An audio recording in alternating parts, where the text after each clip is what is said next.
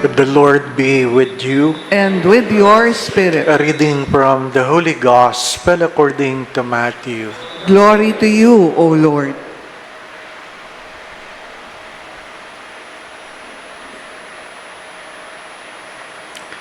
Jesus said to his disciples, "Take care not to perform righteous deeds in order that people may see them.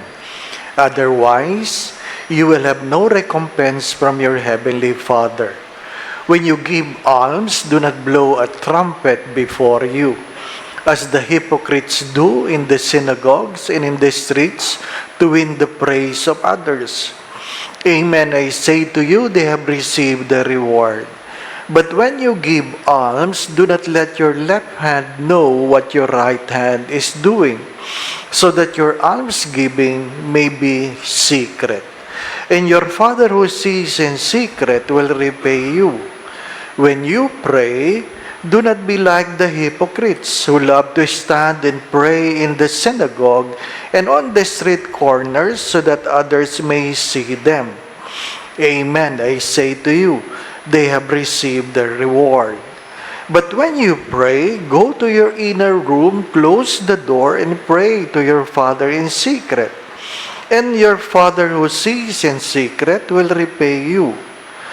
When you fast, do not look gloomy like the hypocrites. They neglect their appearance so that they may appear to others to be fasting. Amen, I say to you, they have received the reward. But when you fast, anoint your head and wash your face, so that you may not appear to be fasting, except to your Father who is hidden. And your Father who sees what is hidden will repay you."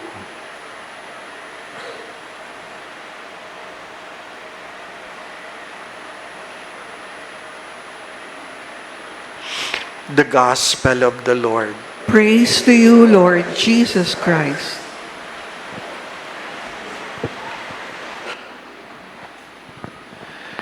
In the former parish I was assigned, there were a lot of iglesia. But I'm always amazed that during Ash Wednesdays, some of them would line up and ask that that they will be put ashes in their forehead.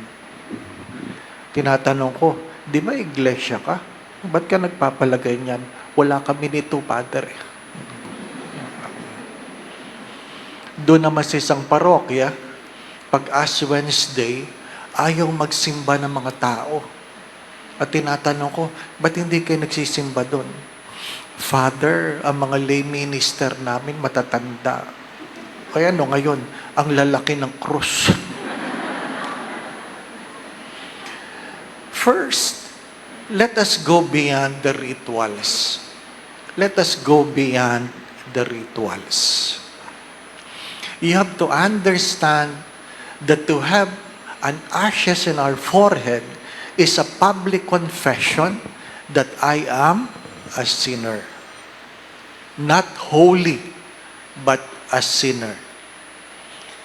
That is a public confession. Second, that I publicly declare that I will turn away from sin. Hindi sapat na inaamin mo ang iyong kasalanan. Dapat merong pagbabago. Hindi ka maliligtas dahil inamin mo ang iyong kasalanan.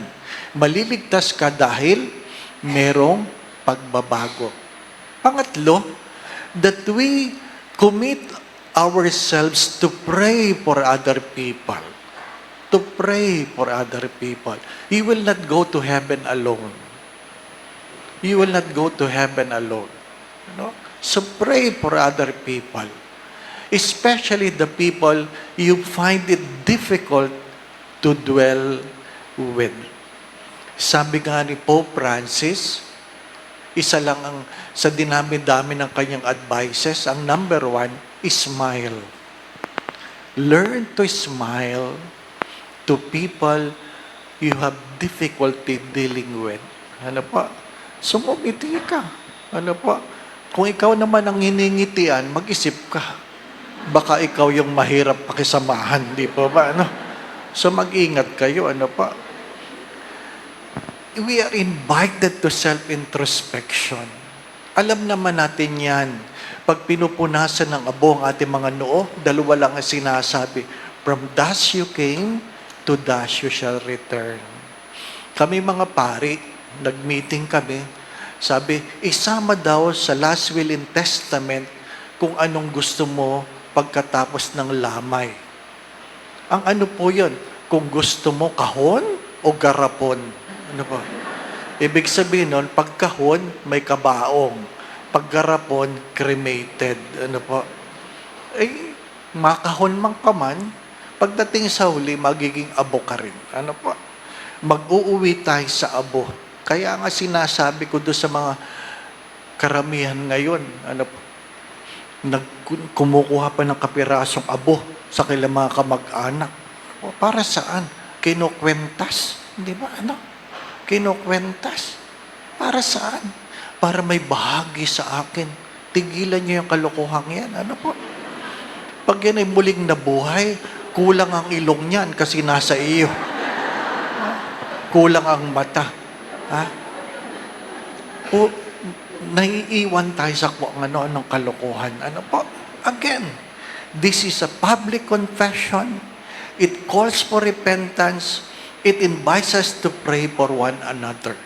Let us go beyond the rituals, my brothers and sisters. Let us go beyond the rituals.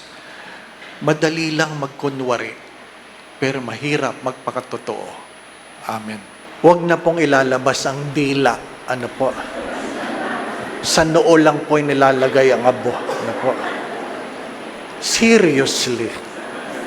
Yung iba nakakalimot. Ano po? Akala nila nagpapakomunyon. Ano po? Sa noo nilalagay ang abo. So, wag nang ilabas ang dila. Wag nang itaas ang palad. Ano po? Going back to what I've said, the ashes is a public confession that I am a sinner, that I publicly declare I will turn away from my sins, and I promise to pray for my brothers and sisters. The Lord be with you.